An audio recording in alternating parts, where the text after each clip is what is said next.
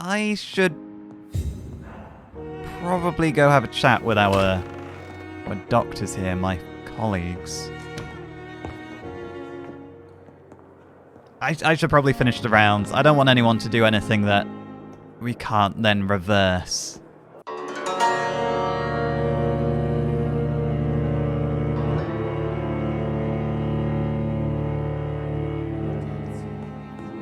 Oh, hello, nurse. How can we be sure we're making a difference? How are you, Doctor? Oh, I can't. Excuse me. Hello, can we chat? Good evening, Doctor. I believe we're going to be working together. I believe you got your eye doing some surgery. Dr. Swansea informed us of your arrival, but I could not dare to believe we'd have such good fortune. Such an honor, sir. Thank you. And you are? I am Thoreau Strickland, Dr. Thoreau Strickland. I'm a great admirer of your work, Dr. Reed. Rumors of blackmail? What rumors of blackmail? Have you heard any talk of blackmail going on in the hospital? If you're running some official inquiry, you had better question the patients. They know more than the staff, especially old Miss Jones. Old Miss Jones? How's your life in London? Tell me about yourself. Please, could you tell me something about yourself? I'm a great admirer of your work concerning blood transfusion, Dr. Reed. I run my own experiments. I'm convinced it's the future. Your own experiments, though. Tell me about those. They don't sound good. I based my technique on my mentor's research. He helped me perfect my method. What is yours? I'd rather not talk about it. For now, it's just theories and first approach. My process is purely experimental and unsuccessful. As long as you're cautious and methodical, you may remain empty-handed, but you won't fail. You're not the first one to warn me. But I am convinced knowledge is the main weapon against the ravages of this epidemic. I mean, knowledge is always good, but...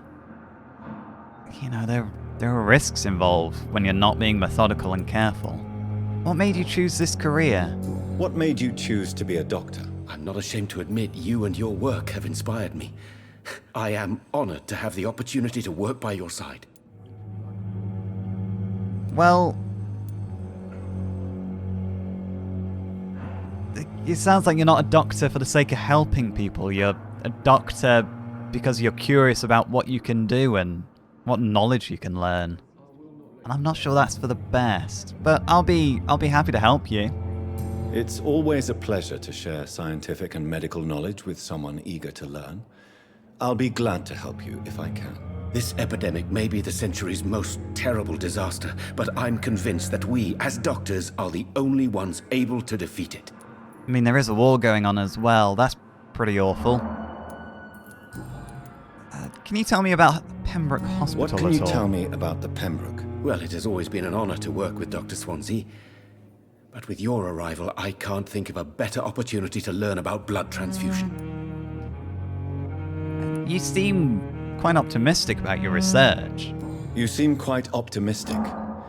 It's a rare and precious attitude in these difficult times. I'm convinced that this epidemic is a test of endurance and dedication for us men of science. Questions remain about our capacity to resolve the situation. True. Last summer, during the first wave of the epidemic, I used to joke with Milton about the extra work. We're not smiling now. With Milton? Ah, the ambulance driver. And is there anything that I can help with? I've heard about one of your cases.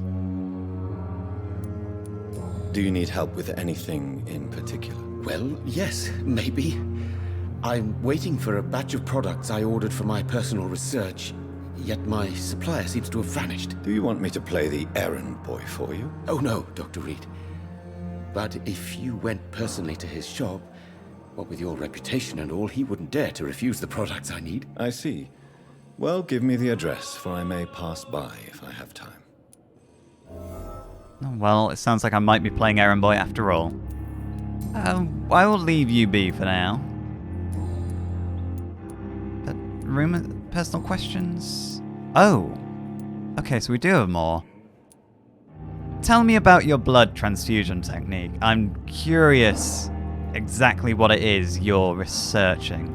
Tell me more about your willingness to experiment with new medical techniques. Harvey Fiddick is a patient suffering from a severe injury that could cripple him if not treated correctly. I'm convinced your blood transfusion technique could help him. What is it you really want? To save him, or to prove your point? Fair question.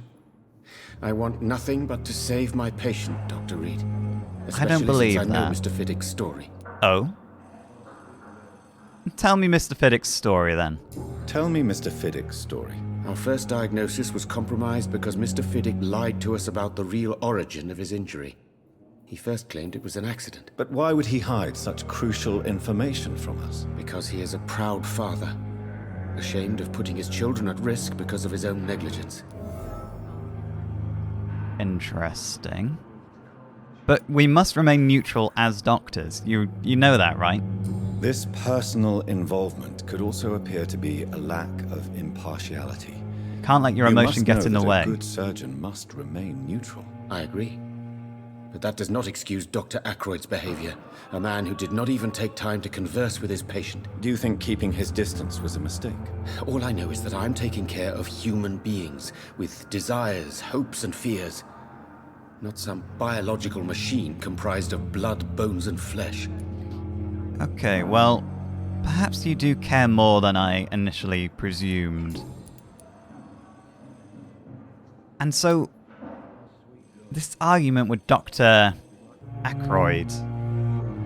Tell me, Thoreau, what's the real cause of your dislike for Dr. Ackroyd? He refuses to admit that your blood transfusion technique is the only way to save Mr. Fiddick. I'm convinced we must use it. What Dr. Ackroyd really said is that you lack the skill to perform this operation efficiently. Is there anything you have to say about this? It's a false conceit. Dr. Ackroyd secretly envies your reputation. His jealousy blinds him. I'm not the real target here. Is that right? Because Dr. Ackroyd, in his letter, he did say one day you'll be a magnificent surgeon, but right now he is worried about your skill isn't quite up to scratch yet.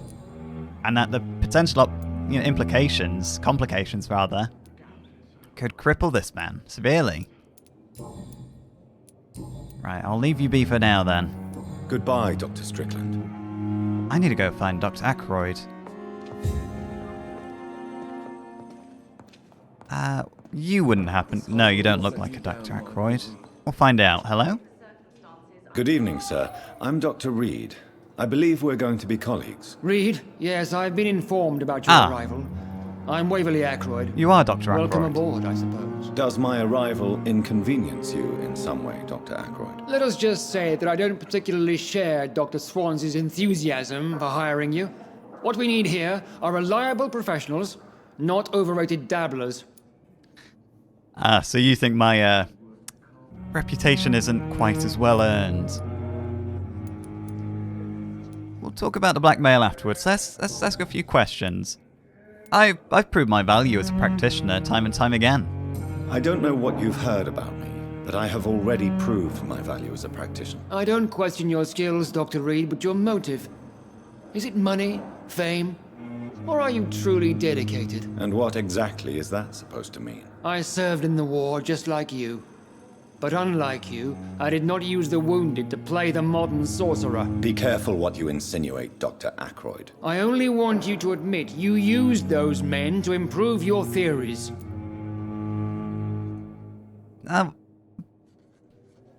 I'm not going to say knowledge is our main weapon, because that's going to sound a lot like the other guy. And that probably will make him dislike me. But I've saved many lives, and out in the field, you gotta take what you can get, you know? You can't always... Sometimes if you do what...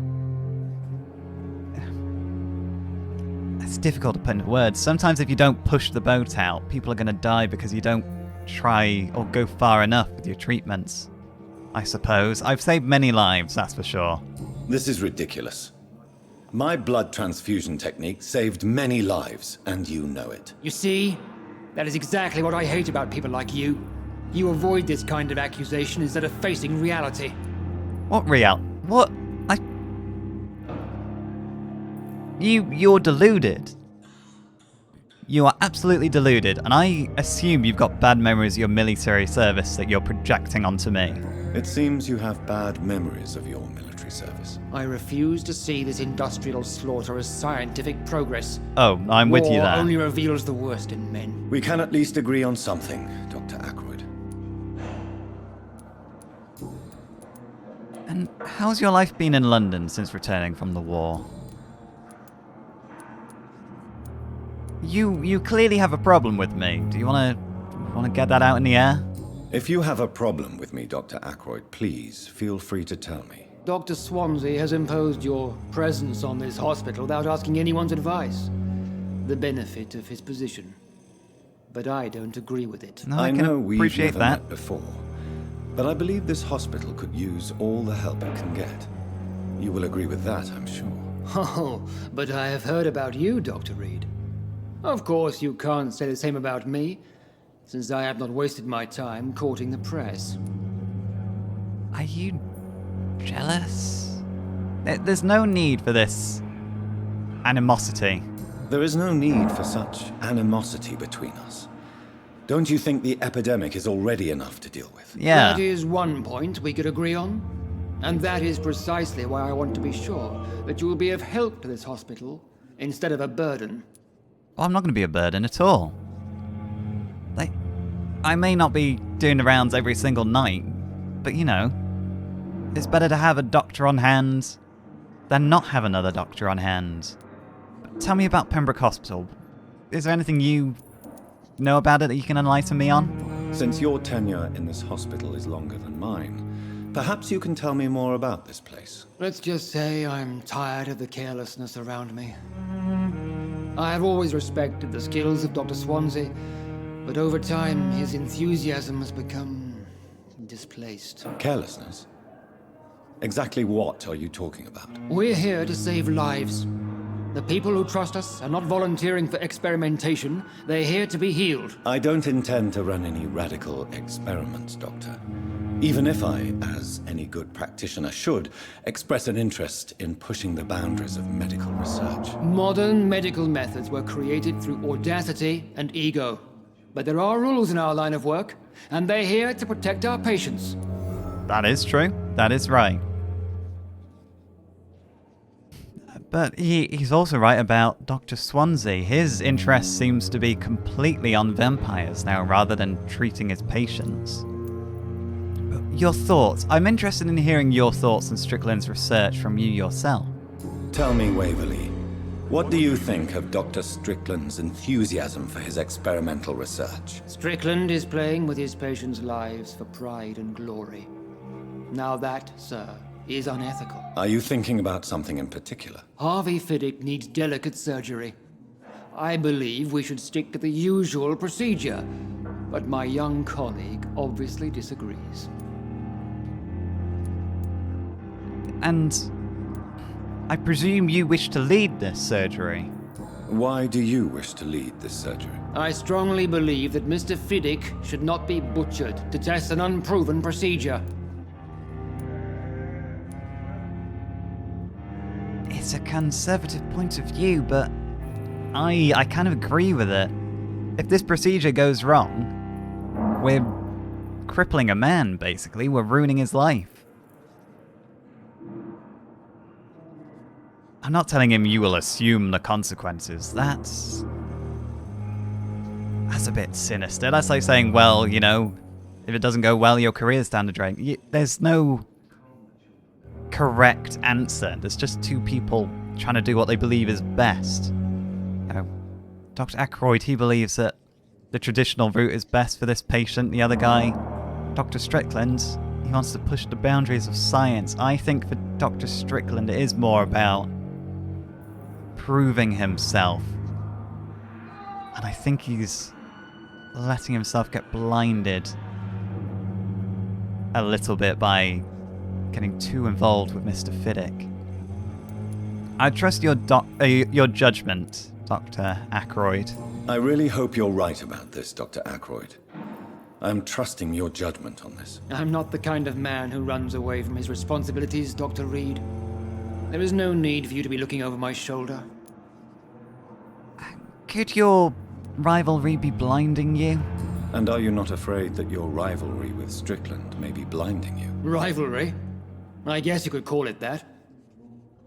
But I will never be childish enough to let my personal feelings affect my judgment. So you say.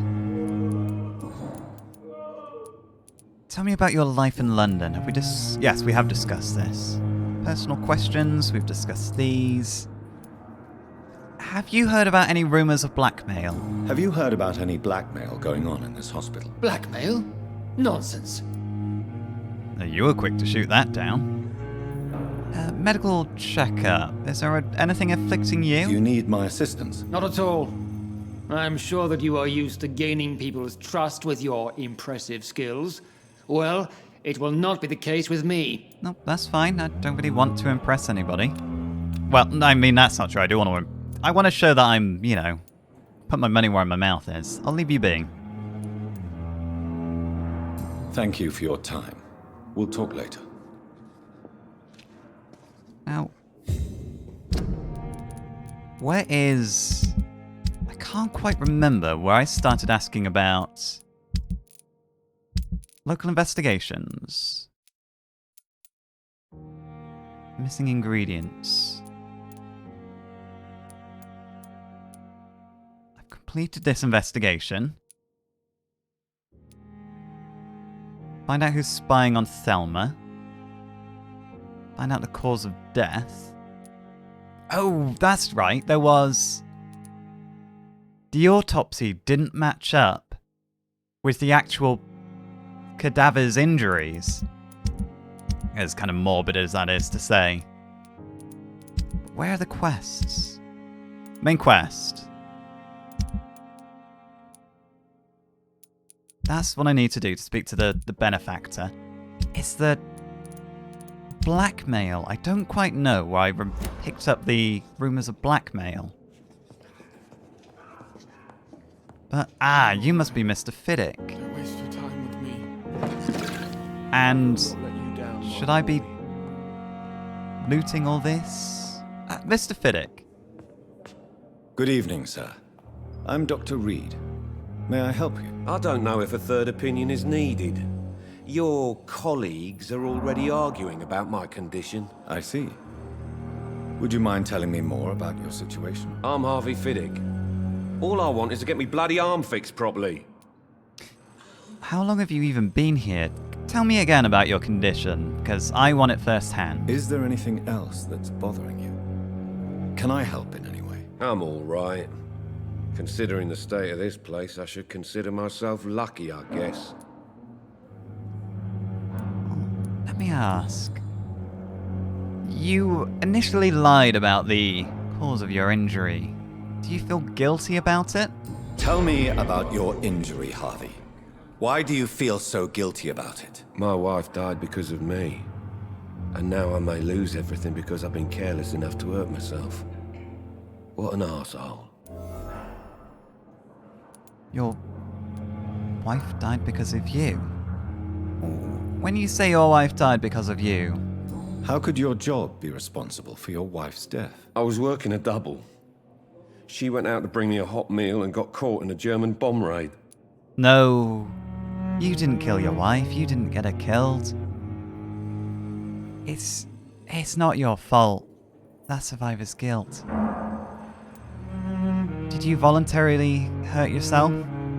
You can't hold yourself responsible for your injury, Mr. Fiddick, unless you tried to hurt yourself. Of course I didn't hurt myself, but I can't work until my arm is fixed. You can't provide for your children. Need to eat, Doctor. I hear you.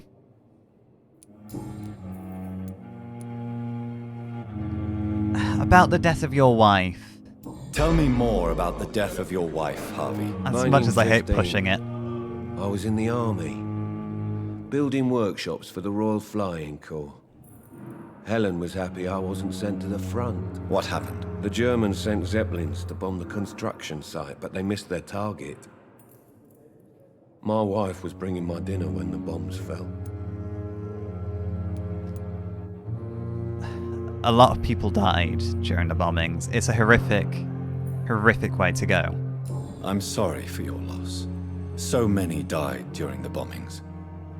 I served in France and witnessed the carnage there. I would like to say that she didn't suffer. Truth is, I have no idea. I just know that I'm all that me kids have. Poor little bleeders. That uncertainty of not knowing if she suffered as well must eat at you twice as much. And your kids, how have they been doing? How are your children after losing their mother? They were smaller then. The only good thing about this is my Helen didn't bring them with her that night. That is true. So I suppose I don't really remember her then. Can you tell me more about your life in London? Tell me about yourself. Tell me about yourself, Mr. Fiddick. I'm just a regular guy waiting to get his arm fixed, so I can return to work and to my family. I was more curious about what you were doing before being hospitalized. I'm a carpenter, and a good one too. But that means I need both arms to feed my family, Dr. Reed. And you clearly don't have a good opinion on this hospital, just considering the state of everything at the moment. Are you satisfied with your treatment here? Well, it's clear that I've chosen a bad time to be injured. Forgive my bluntness, but you seem overwhelmed by cases of the flu. We I are. won't lie to you about it. I'm afraid we are. Are you sure you don't want to operate yourself, Dr. Reed? I have the feeling you're very capable, and your colleagues seem to think so too. In other circumstances, you would be right. But for now, I don't think I can take on the responsibility. My apologies. I think maybe a fair few people, given my reputation, might want to be treated by me, celebrity doctor. But the doctor's arguing about your case. Tell me about the doctors who are arguing about your case. Strickland and Ackroyd. They both want the best for me, but there's a lot of pride there. Doctors are no different from carpenters, it seems. What do you mean? I often had professional arguments with rivals on a building site. Difference is I disagreed about wooden nails, not flesh and bones. Yeah, perhaps I should have spoken to you first before I made the decision with Dr. Ackroyd. But I do stand by the choice, because he's right. You know, Harvey Fiddick's right. Wooden nails is completely different from flesh and bone. You gotta play it safe when lives are at stake. Have you heard anything about the rumours of blackmail? Have you heard talk of any blackmail here at the hospital? No, nothing. I didn't expect you to have done, but I'll leave you be for now. You just take it easy. Goodbye for now, Mr. Fiddick. I'll see you later. You always knew the words to calm the children, Helen. As for me, what a blundering idiot. I think he's going to be beating himself up about his wife for the rest of his life. Now, don't believe there's any more patients here I can speak to. Need to head outside. Speak to our Lady Benefactor. Just a dozen years or so. Who's this? You really do have... Oh, hang on a minute. Are you the two responsible for the autopsy? Good evening, sir. So it is true. The famous Dr. Reed has joined us. I can't think of any better news during these terrible times. Do we know each other? Actually, yes. We met once before, at the Rockefeller University in New York. Dr. Tippett, yes, I remember. I was assisting Professor Carell in his research about coronary bypasses. He had nothing but praise for you. He was also very confident about your future. And look at you now. Eminent surgeon and blood transfusion specialist. You were colleagues with my mentor then, I assume. But you are the doctor involved with the mismatched autopsy. Let's start with some personal questions. Or not. We'll start with your life in London. What's the situation here? What is the Pembroke Hospital situation? And please, speak freely. The more information, the better. This hospital is not exactly the best of London. I'm sure you are used to working in a better environment. I mean, I spent the last couple of years on the front. But people, well, I'm not really here for the people. It's the same everywhere. It's not exactly the best situation in London either. I can't have expected this hospital to be prepared for what was to come. Don't be misled by appearances, Dr. Reed. This hospital does not lack talented people. It just lacks hope. Hopefully while I'm here we can find some of that hope and give it back. Tell me about the staff. What can you tell me about the staff in the hospital? Some are really good, and others are not so good. But during this troubled period, there is no time for slander. I prefer to focus on the positive character traits. That's a wonderful attitude. Positive characters, though, you say. Who would be the more positive characters here? Nurse... Oh, Crane, that's it. Nurse Crane seems to be one. Tell me more about cherished people, then. Nurse Brannigan is a pearl. She is the most helpful and dedicated nurse I've ever worked with. A clever and cheerful woman. Was that your You nurse? really seem to admire her skills. In the autopsy? I'll go even further. If she was a man, she would be a damn fine practitioner.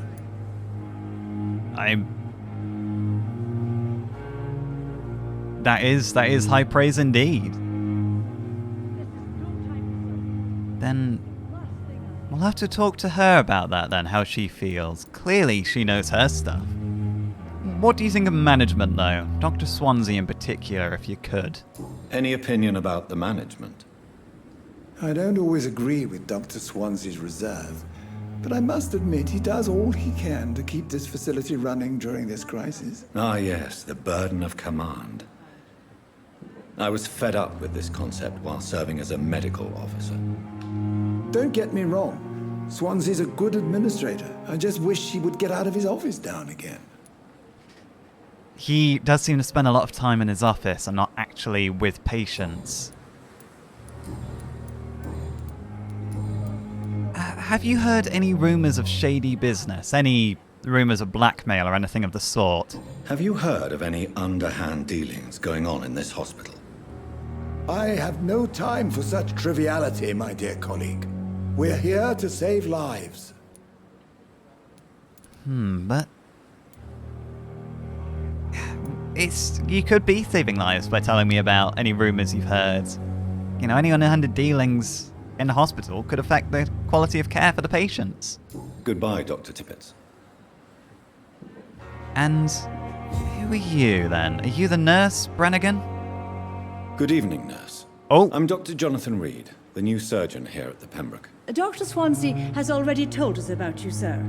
I'm Nurse Gwyneth Brannigan. Welcome to the Pembroke Hospital. Thank you. Did he really? It's a good thing I wasn't hoping to keep a low profile. All members of staff have already read about your new blood transfusion technique. Dr. Swansea made sure of that. I see. Oh. Well, I'm a little surprised, but I suppose I'll just have to deal with this unexpected notoriety. You must know, blood transfusions are Dr. Swansea's primary subject of research. He is convinced it is the future.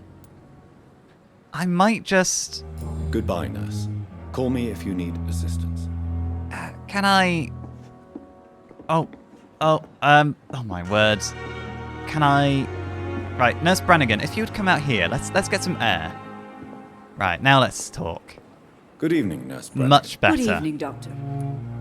It just felt a little bit claustrophobic, like, you know, like I was bunched up at my back. Can you tell me about your life in London? But also Dr. Swansea really does... He idolizes me, and that makes me uncomfortable.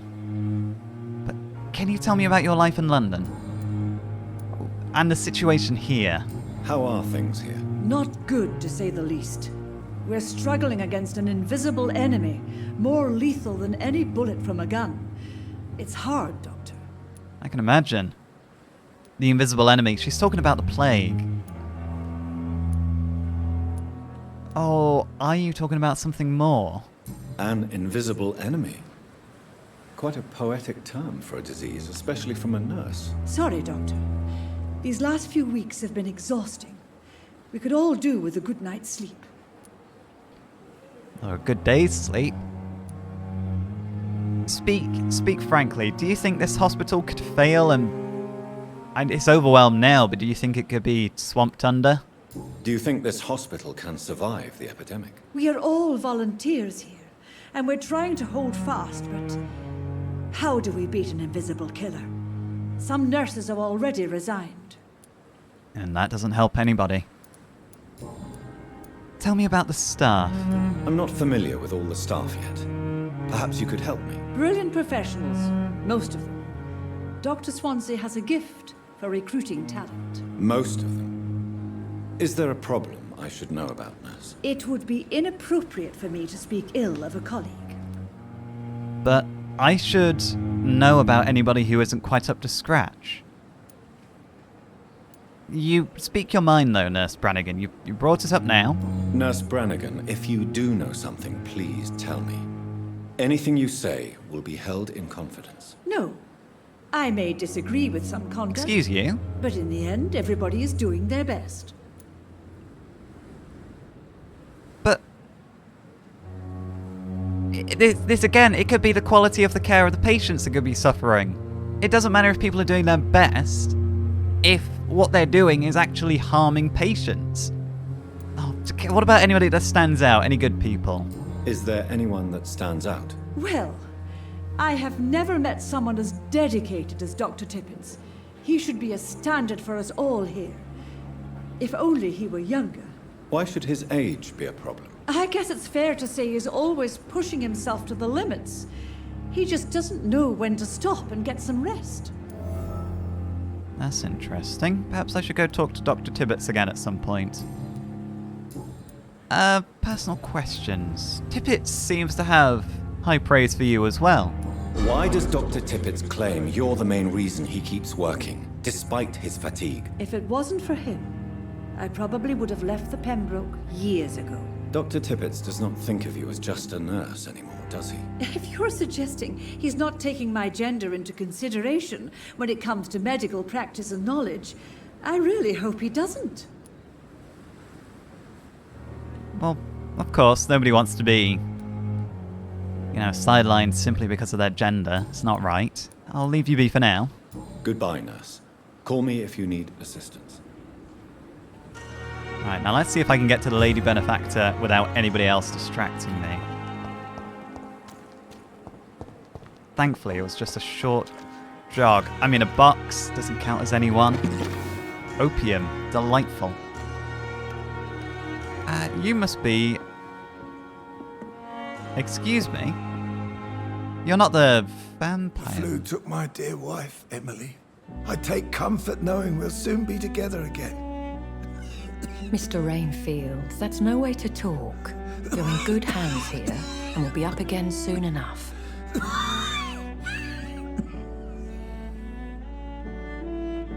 Now do me a kindness and get some sleep. I'll be back round later. Your words are kind, the blessings of an angel. You're the sweet, sweet Lady of Mercy. Don't know about Angel of Mercy, but... Good evening, Dr. Reed. It's a pleasure to see you again. And you? You seem surprised. Dr. Swansea has brought me up to speed concerning your recent appointment to Pembroke Hospital. You're a the lady who saved me that night, before vanishing into thin air. Yep, nice catch. I remember you from the pub with Dr. Swansea. Indeed. Allow me to introduce myself formally this time. My name is Lady Ashbury. I remember you well, in spite of the brevity of our encounter.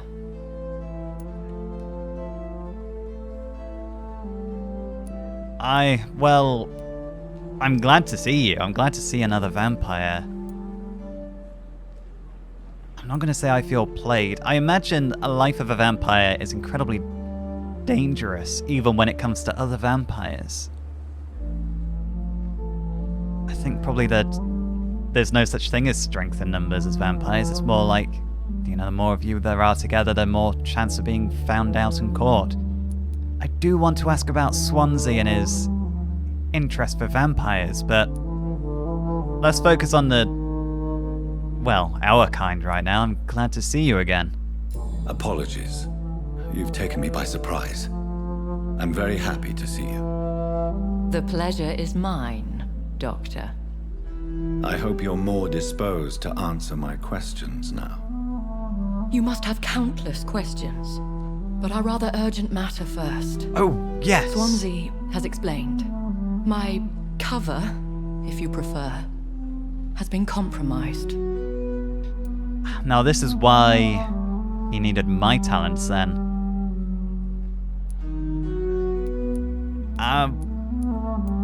Is this the time to be asking about those? Is it a patient that's compromised you? Oh, hopefully I'll have a chance to speak to you later, because this doesn't feel like the time.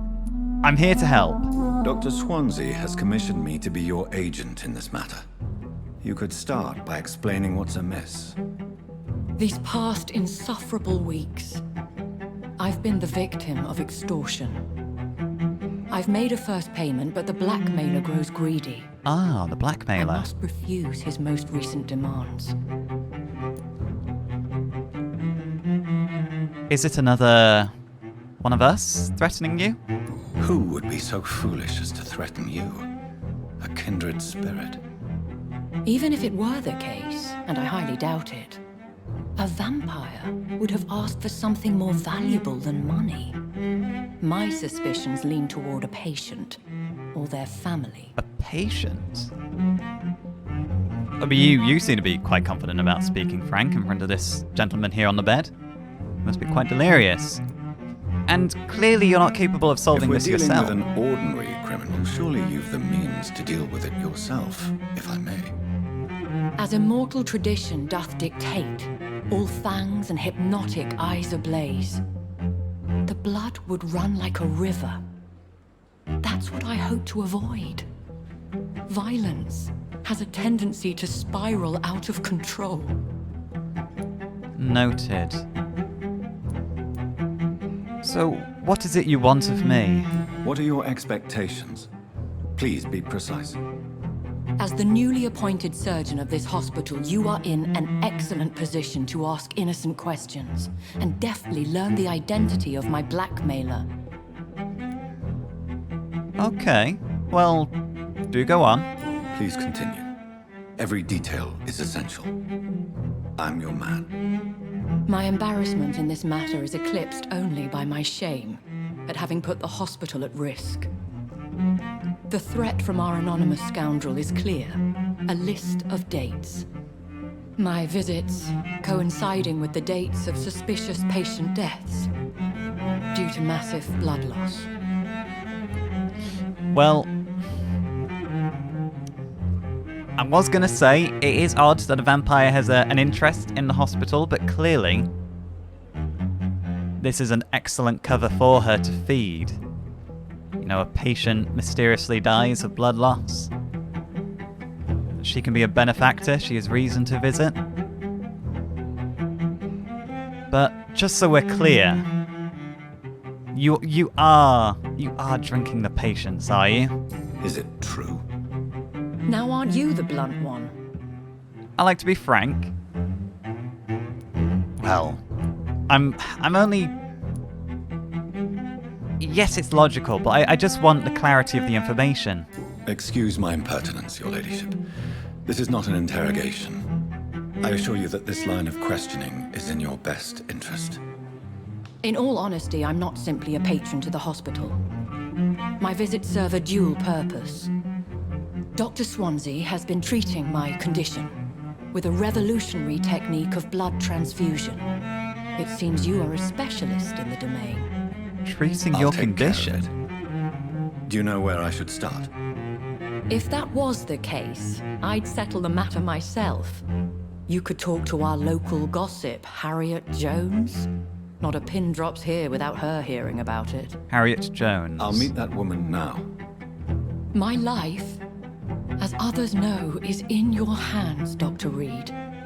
I'm sure of your discretion, but I do fear your powers of persuasion will be put to the test. When this is resolved, I'll be your obligé. I'll answer all questions in regards of your condition. Right. Well, I hope you hold your end of the bargain. I'm gonna go uphold mine.